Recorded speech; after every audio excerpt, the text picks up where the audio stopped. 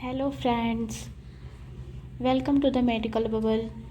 अभी तक हम लोग 21 नंबर के श्लोक तक पढ़ लिए थे, रोगी की परीक्षा। अब हम लोग आते हैं 22 नंबर के श्लोक को देखते हैं। 22 नंबर का श्लोक क्या कह रहा है कि रोग निदान प्राग रूप लक्षणों उपसय संप्राप्ति भी भूमि देह प्रभदीन देशम आरुह्य द्विधा। तो ये बता रहे हैं कि जो रोग की परीक्षा है, ये पहला उसके ऊपर का श्लोक क्या हम लोग पढ़े, रोगी की परीक्षा। अब ये क्या कह रहे हैं, रोग की परीक्षा कैसे करेंगे। तो निदान, पूर्व रूप, रूप, लक्षण, रूप या लक्षण, फिर उसके बाद से उपसय, संप्राप्ति भी। तो संप्राप्ति, ये इस तरह से 5 तरह से हम रोग की परीक्षा करेंगे। इसको निदान पंचक भी कहा जाता है। इसका आप डिटेल में इसका आप लोग सेकेंड ईयर में पढ़ेंगे। अभी कोई बस इतना जान जाइए कि रोग की परीक्षा 5 तरीके से करते हैं: निदान, पूर्व रूप, लक्षण, उपसय तथा संप्राप्ति भी या संप्राप्ति। तो उसके बाद से नीचे वाला लाइन क्या कह रहा है कि भूमि देह प्रभेदेन देशम आहुरीय द्विधा। मतलब कि यह आयुर्वेद के दृष्टिकोण से देश हमारा 2 प्रकार का होता है, भूमि देश और देह देश। भूमि देश मतलब कि इसका वर्णन अभी हम लोग आगे वाले श्लोक में देखेंगे कि क्या होता है। देह देश, अब देह देश को देखते हैं कि क्या है। देह देश मतलब कि ये हमारे शरीर की बात कर रहे हैं कि शरीर में जितने विभिन्न प्रकार के अवयव हैं, जैसे एब्डोमिनल रीजन, थोरैसिक रीजन, तो इस तरह से ये देश मतलब देह देश की बात करी जा रही है। तो इस तरह से हो गया आपका ये श्लोक। अगला श्लोक क्या है कि आपका भूमि देश के बारे में बता रहा है कि जांगल वायु भूयस्थम अनुपम तु कफोलबड़म साधारण समतमतलम सममलम त्रिधा भूदेशम आदिशेत। मतलब कि भूमि देश जो है 3 प्रकार का है, जांगल देश, फिर साधारण देश आपका, और ये अनुपम मतलब आनुप देश। इस तरह से 3 तरह से आपके भूमि देश हो गए। अब इन तीनों का डिटेल देखते हैं। पहला जांगल देश है। तो जांगल देश कैसा होता है, रूखा सूखा मतलब मरुस्थल को कहते हैं जांगल देश। अब हम अपने भारत में देखें तो बीकानेर का क्षेत्र जो है, या अरब अफ्रीका का जो देश है, अरबी अफ्रीका, ये सब जो है जांगल देश आते हैं। मतलब मरुस्थल जहाँ पे हो, जहाँ पे भी जल वगैरह ना हो, जहाँ वृक्ष रहित हो, मतलब हरियाली ना हो, ये सब जो है कि जांगल देश में आता है। और जांगल देश में पित्त और रक्त तथा वातज रोग अधिक होते हैं। मतलब कि इसमें तीनों रोग थी, जो इसको कफ को यदि छोड़ दिया जाए तो पित्त, रक्तज और वातज रोग अधिक होते हैं जांगल देश में। दूसरा आपका है आनुप देश। आनुप देश क्या होता है कि जल तथा पर्वतों से युक्त होता है। आनुप को आप ऐसे समझ सकते हैं कि असम तथा बंगाल की खाड़ी जो है वहाँ पे, या फिर नदी नालों से व्याप्त जो भूप्रदेश हो, जहाँ पे कि पानी ज़्यादा हो, मतलब नदियाँ बहती हो, मतलब समुद्री इलाका हो, ये सब आनुप देश में आते हैं। यहाँ पे कफस तथा वातज रोग अधिक होता है। ये क्या दे रहे हैं कि अनुपम तु कफोल बड़म। तो मतलब कफ की अधिकता यहाँ पे अधिक होती है। क्यों होती है? क्योंकि यहाँ पे जल की अधिकता होती है। तो उसके बाद से आता है तीसरा आपका साधारण देश। साधारण देश मतलब कि उत्तर प्रदेश और पंजाब आदि के जो प्रदेश हैं, वो साधारण देश में आता है। यहाँ पे सब कुछ समान रहता है। मतलब कि आपका वात आदि दोष जो है, वात पित्त कफ सब समान रहते हैं। क्या सममलम देखो दिया हुआ है कि सममलम मतलब यहाँ पे सभी कुछ समान है।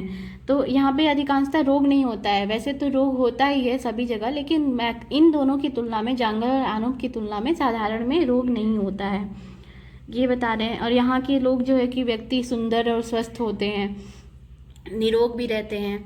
फिर अगला 24 नंबर का श्लोक आपका जो है वो क्या बता रहा है कि क्षण आदिर व्यवस्था च कालो भेषज योग कृत। इसका श्लोक मैंने नहीं लिखा क्योंकि बहुत इंपॉर्टेंट नहीं है, बस हिंदी जान जाइए आप लोग क्या कह रहे हैं। ये कि आयुर्वेद में काल 2 प्रकार का है, क्षण है और रोग की अवस्था। क्षण और रोग की अवस्था 2 प्रकार के काल माने गए हैं। क्षण मतलब कि आपका प्रातः काल या सायं काल। ये मेनली काल की बात क्यों बताई जा रही है आपकी आयुर्वेद में चिकित्सा करने के लिए, कि जब हमें काल के बारे में पता होगा कि प्रातः काल सायं काल में हम रोगी की अवस्था क्या है, रोग मतलब रोगी का वो प्रकृति क्या है, उसके अनुसार हम चिकित्सा करेंगे, इसलिए बताया जा रहा है। दूसरा रोग की अवस्था।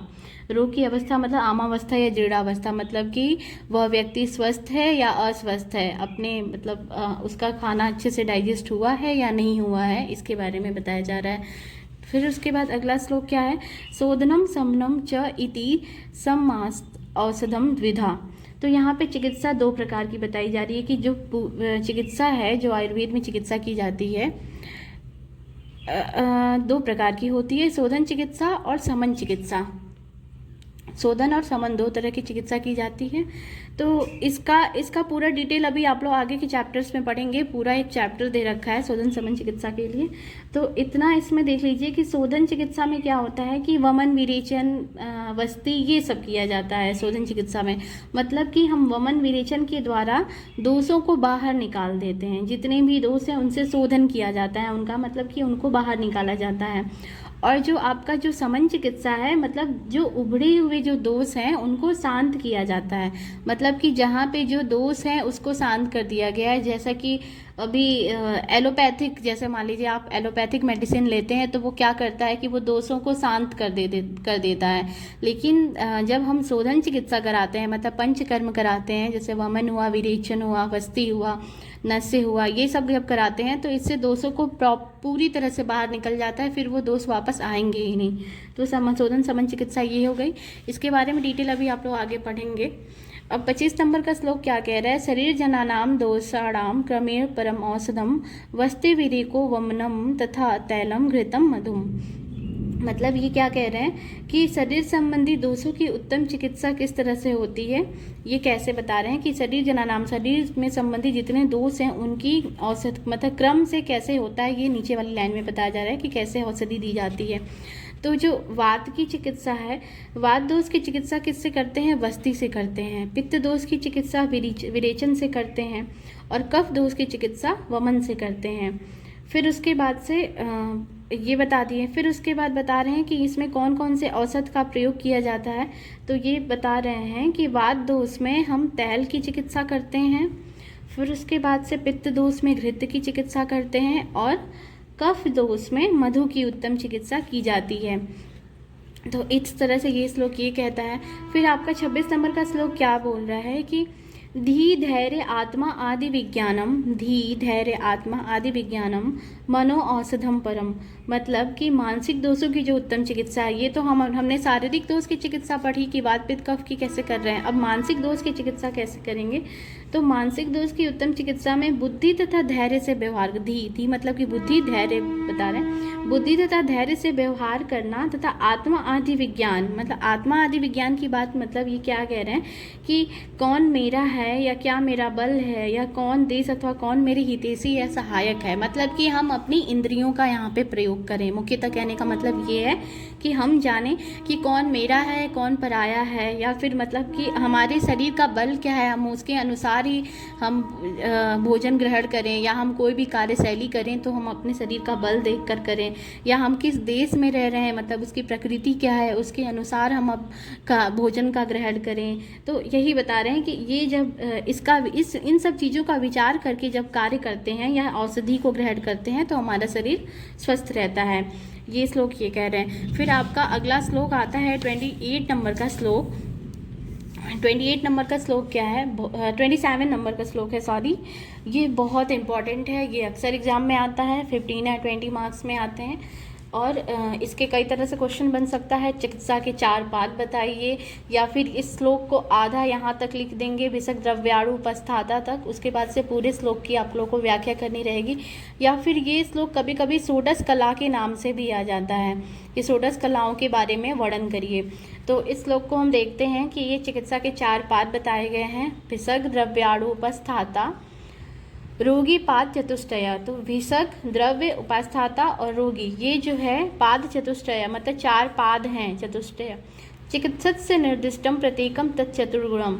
तो ये चिकित्सा के 4 पाद निर्देश किए गए हैं चिकित्सा के। प्रत्येकम तत्चतुर्गुणम मतलब कि प्रत्येक के, मतलब इन चारों के 4-4 गुण हैं, मतलब कि 4 4 4 16, इस तरह से 16 गुण हो गए चिकित्सा के 4 पाद में। तो पहला हमने क्या देखा, विषक। विषक मतलब कि वैद्य, द्रव्य, द्रव्य मतलब कि औषधि की बात की जा रही है। उपस्थाता, उपस्थाता मतलब कि परिचारक, मतलब जो नर्स होते हैं उनकी बात की जा रही है। और रोगी, तो ये 4 पाद आपको चिकित्सा में होना अत्यंत आवश्यक है। तो अब हम इन चारों के बारे में देखते हैं, इन चारों के 4 गुण क्या हैं। वैद्य के 4 गुण क्या है? पहला क्या है? दक्ष, तीर्थ, दृष्टकर्मा, शुचि।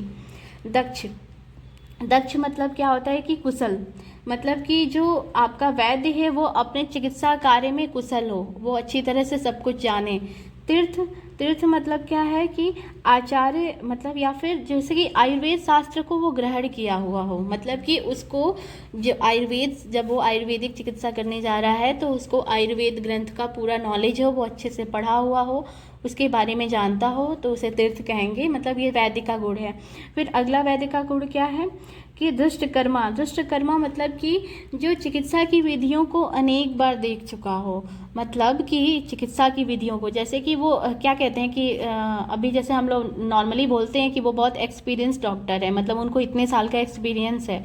तो इनके कहने का मतलब यही है कि वो कई बार चिकित्सा कर चुका हो या देख चुका हो, उन विधियों को जानता हो, कई लोगों पे अप्लाई कर चुका हो, तो उससे गलतियां कम होंगी, तो वही जो है कि वैद्य वो क्या कहते हैं, कुशल वैद्य कहा जाएगा।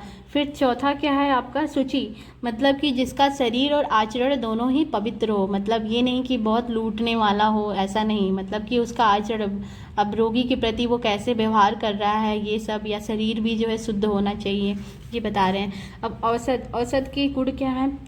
औसत के 4 गुण। पहला है बहुकल्प, बहुगुण, संपन्न और योग्य। बहुकल्प, बहुकल्प मतलब कि इनके कहने का मतलब कि ये इसके कई तरह से कल्प बनाए जा सके, ये भी आप बहुकल्प के बारे में आप कल्पनाएं सेकेंड ईयर में पढ़ेंगे। कल्प मतलब कि जिसका स्वरस, क्वाथ या फांट या अवलेह ये सब बनाया जा सके। इनके कहने का मतलब कि जैसे हम कोई द्रव्य लेते हैं, अब किसकी बात करें, जैसे हम गिलोय की ही बात करते हैं। गिलोय के बारे में आप लोग बहुत सुने होंगे, अभी इस समय तो कोविड के टाइम में बहुत नाम आ रहा है गिलोय का, गिलोय जिसे अमृता भी कहते हैं। तो इसका क्या बता रहे हैं कि स्वरस, गिलोय का स्वरस भी आता है, मतलब हम उसका रस निकालें, स्व मतलब अपना, मतलब अपना रस निकाल लिया हमने। क्वाथ बनाया या फांट बनाया, फांट मतलब आप जैसे चाय का एग्जांपल ले सकते हैं कि चाय, जैसे चाय जब बनने की क्रिया होती है उसको फांट कहते हैं। फिर अवलेह, अवलेह मतलब कि आप पेस्ट के फॉर्म में बनाएं, मतलब च्यवनप्राश को बता सकते हैं, इसका एग्जांपल के है। चूड़ बनाएं, या चूड़ मतलब कोई भी यदि पाउडर फॉर्म में कर लिया उसको तो चूड़ कहते हैं। तो ये बहुकल्प मतलब ऐसी औषधि होनी चाहिए जिसका कि सब कुछ बनाया जा सके, जिसका स्वरस भी हो, जिसका क्वाथ भी बने, जिसका फॉन्ट भी बने। क्वाथ मतलब कि जो हम जो 4 गुना पानी लेते हैं उसको खौलाने के बाद जब हम पानी 1/4 कर लेते हैं तब उसको क्वाथ कहते हैं, मतलब उसका क्वाथ तैयार किया जाता है।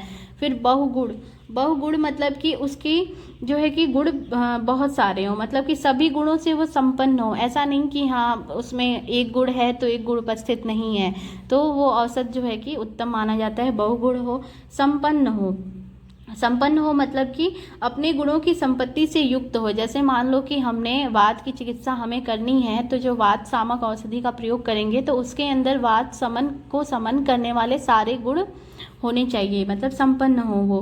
फिर फोर्थ क्या है? योग्य हो, मतलब कि वो औषधि को हम युक्त उत्तम मानते हैं जो कि रोग, रोगी या देश काल के अनुसार के अनुकूल हो, मतलब कि हम किस रोग की चिकित्सा कर रहे हैं, किस देश में कर रहे हैं, किस काल में कर रहे हैं, इन सब को देखते हुए जो औषधि परिपूर्ण होगी या जो औषधि का प्रयोग हम वहाँ पे करना हमें उत्तम माना जाएगा, वही औषधि को योग्य कहा जाता है।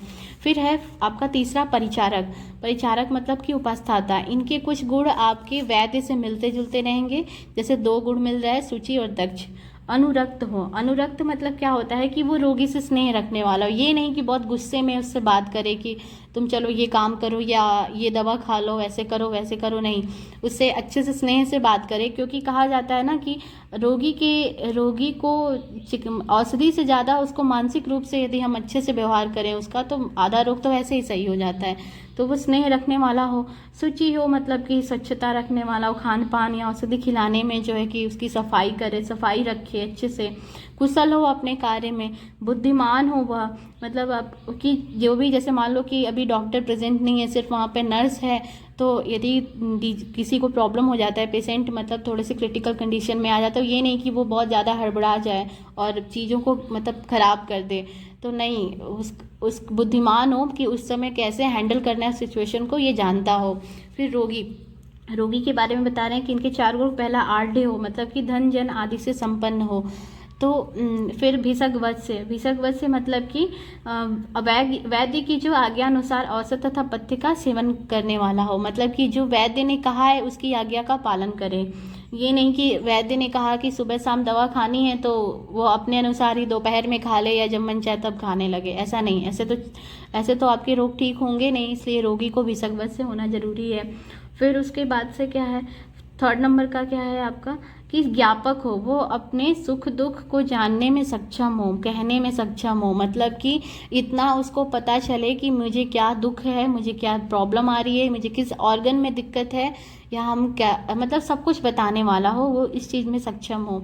फिर 4th क्या है, सत्ववान हो, मतलब कि अपनी मानसिक शक्ति संपन्न और चिकित्सा काल में होने से जो है कि घबराए नहीं और बता दे सब कुछ कि कैसे करना है। जैसे कि अब बहुत सारे पेशेंट होते हैं जिनको कि बीमारी कम होती है, लेकिन वो अपनी बीमारी को, छोटी सी बीमारी को देख के बहुत ज़्यादा घबरा जाते हैं, बहुत मतलब परेशान हो जाते हैं। तो ऐसा ना हो, सत्ववान होना चाहिए। इस तरह से आपका 16 कलाएँ हो गई। फिर उसके बाद से आपका आता है 30 और 31 नंबर के श्लोक में रोग के बारे में बताया जा रहा है। 30-31 नंबर के श्लोक में कि रोग कितने प्रकार, रोग 2 प्रकार के होते हैं, साध्य और असाध्य रोग। पुनः साध्य को सुख साध्य, कृत साध्य में डिवाइड किया गया, असाध्य को याप्य और अनुक्रम में डिवाइड किया गया है। साध्य मतलब साध्य रोग वो होते हैं जिनकी चिकित्सा की जाती है, मतलब संभव। असाध्य रोग मतलब कि जिनकी चिकित्सा संभव ही नहीं है, वो असाध्य हो चुका है। साध्य को सुख साध्य, कृत साध्य में डिवाइड किया गया। सुख साध्य मतलब कि जिसकी चिकित्सा करते समय हमें कष्ट ना हो, मतलब सुखपूर्वक जो है उसकी चिकित्सा कंप्लीट हो जाए। और कृत साध्य मतलब कि बहुत कष्टदायी हो जिसकी चिकित्सा। फिर अब आपके 32 नंबर के श्लोक में याप्य और उसके बाद अनुक्रम के बारे में बताया गया है। याप्य, उस रोग को याप्य कहते हैं जिनमें पूर्वोक्त सुख साध्य के लक्षणों से विपरीत लक्षण हो। मतलब सुख साध्य के लक्षण क्या बताए गए हैं आपको कि जिनका देश मतलब कि जो युवक हो, जो कि चिकित्सा विधियों को सहन करने वाला हो, जितेंद्रिय हो, मतलब कि अपनी इंद्रियों पे वश हो उसका। अब ऐसा तो पॉसिबल नहीं है कि सभी को अपनी सभी इंद्रियों पे वश रहेगा, लेकिन फिर भी ऐसा नहीं कि वो अपने मन के अकॉर्डिंग ही करे, मतलब चाहे तो जो उसको कहा जाए वो कर सके। फिर उसके बाद से किसी मर्म स्थल में उसका रोग उत्पन्न न हुआ हो। मर्म स्थल में, अब मर्म आप रचना शारीर में पढ़ेंगे कि मर्म क्या होता है, तब आपको पता चलेगा कि उसमें क्यों उत्पन्न नहीं होना चाहिए रोग। फिर उसके बाद पूर्व रूप ये सब जो है कि ज़्यादा ना हुए हों, उभरे हुए ना हों। दूध से देश, ऋतु एवं प्रकृति जो है कि उसकी समान ना हो। चिकित्सा में जो है 4 पाद जो बताए गए हैं, इन चारों पादों में मतलब जो 4 गुण हैं उन गुणों से युक्त हो वो। तो ऐसे जो रोग के लक्षण होते हैं उनको सुख साध्य कहा जाता है। और याप्य क्या होता है, इसी के विपरीत होता है, जो इसके विपरीत जो होते हैं लक्षण वो याप्य रोग के लक्षण होते हैं। अब 33 नंबर के श्लोक में अनुपक्रम के लक्षण बताए गए हैं कि वो अनुपक्रम के होते हैं जो कि अत्यंत ही विपरीत हो इसके सुख साध्य के, मतलब कि उसके अंदर उत्सुकता, मोह, बेचैनी इन लक्षणों से युक्त हो वो, जिनमें अरिष्ट लक्षण दिखाई दे रहे हों और जिनके अंदर ज्ञानेंद्रियों का नाश हो गया हो। ज्ञानेंद्रिय मतलब कि जिनको समझने सूझने की शक्ति जिनकी खत्म हो गई हो, उनकी को अनुक्रम कहते हैं। इसको असाध्य में कहा गया है कि इनकी चिकित्सा संभव नहीं है। फिर आपका 34 नंबर का श्लोक आता है त्याज्य रोगी, मतलब आचार्य वाग्भट ने कुछ ऐसे रोगियों को त्याज्य कहा है जो कि इनके कुछ लक्षण हैं, ऐसे बता रहे हैं कि जिसमें राजा या महाजन जिससे द्वेष करता हो, जो स्वयं अपना द्वेषी हो, मतलब कि जो, अब राजा महाराजा की बात की जा रही है, अब ये तो बहुत साल पहले, सदियों पहले लिखा गया है इस ग्रंथ को, तो उस समय तो राजा हुआ करते थे देश के। तो वही बता रहे हैं कि जो देश का जो महाजन या राजा से जो द्वेष करता हो, वो उनकी चिकित्सा मतलब वो त्याज्य रोगी होते हैं। जो वैद्य से द्वेष करता हो, जो वैद्य से ही द्वेष करेगा उसकी चिकित्सा कैसे की जाएगी या क्या ही चिकित्सा की जाएगी। तो वही बता रहे हैं कि जो वैद्य से द्वेष करता हो, जिसके पास चिकित्सा की उपयोगी साधन ना हो, जो चिकित्सा कराने में सक्रिय ना हो, जो हमेशा इधर उधर भटकता रहता हो, जो रोगी चिकित्सक की आज्ञा के अनुसार चलना स्वीकार ना करता हो। तो वही तो बताया गया था यहाँ पे रोगी की भिषग्वत से इसका गुण बताया गया था कि मतलब कि वो वैद्य की आज्ञा को मानने वाला हो। तो वही बता रहे हैं, तो इनको त्याज्य रोगी कहा जाता है। इस तरह से आपका ये चैप्टर ख़त्म हुआ। अब हम अगले लेक्चर में आपसे सेकंड चैप्टर दिनचर्या के बारे में पढ़ेंगे। Thank you guys.